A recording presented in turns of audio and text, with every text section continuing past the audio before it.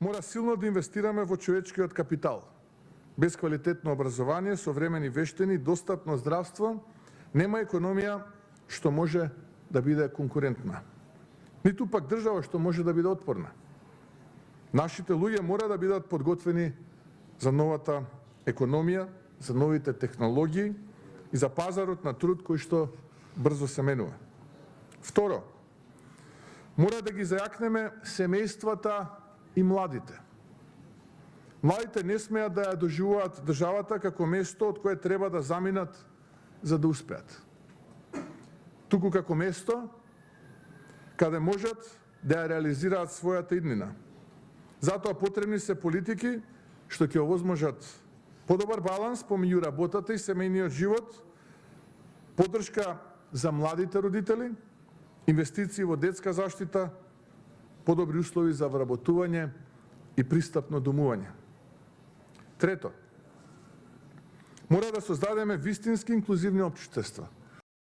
Нашата цел е да ја пренасочиме дебатата од демографска загриженост кон демографска отпорност. Тоа значи политики заосновани на докази, но и на вредности, политики што ги стават луѓето во центарот и создаваат поинклузивни и поотпорни општества. Токму затоа, како Министерство, во соработка со сите релевантни институции, ја изработивме нацрт стратегијата за демографски развој и отпорност, која е јавно доставена и отворена за предлози.